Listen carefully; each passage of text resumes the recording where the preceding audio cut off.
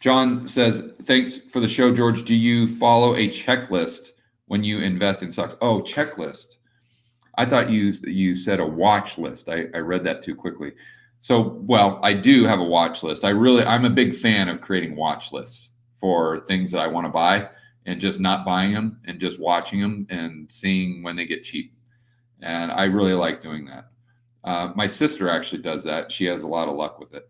But as far as a checklist, kind of, I mean, it's not too rigid, but I'm going to look at I'm going to try to determine first and foremost if it's cheap or if it's expensive.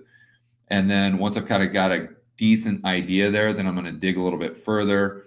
If it's a specific company, I'm going to look at the financials.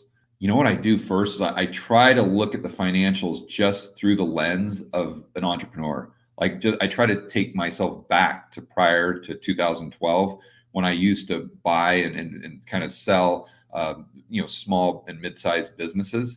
And I try to just look at a giant balance sheet of a big company the same way I would have looked at the balance sheet or a P&L of a McDonald's franchise. And I use that example all the time because I think that's something we can all kind of relate to. I just try to look at it the same way. And then I look at how the pros are analyzing it to determine if I'm not seeing something. And then what I'll do is I'll go and I'll try to figure out what Chris and Lynn are saying. And then not that I try to delegate my thinking to Chris or Lynn. So many people just say, oh, I want Lynn's stocks picks. And I'm just going to choose whatever she thinks is best. So I don't have to think. I'm going to delegate my thinking to Lynn. No. You want to use the pros in Rebel Capitalist Pro as your employee. They should be your research assistant. So you're looking at what they have to say as you would as a hedge fund manager that has a research analyst, and they're giving you information.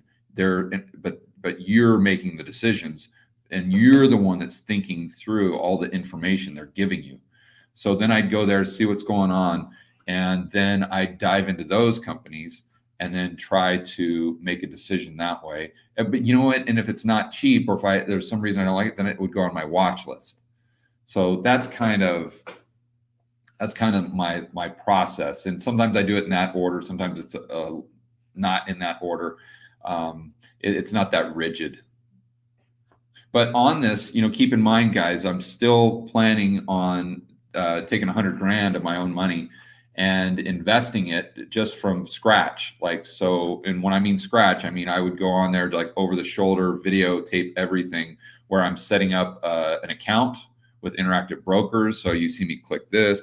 I got to fill out this paperwork. So you see the process from start to finish. And then the whole time I'm just walking through what I'm thinking, where I'm going to get the information. And then you see me allocate the $100,000 and which stocks I buy. And, I think hopefully that'll add a lot of value and help you guys kind of think through the process and see what I'm doing and maybe learn a few things. So I'm definitely going to do that. It's just a matter of me getting some time.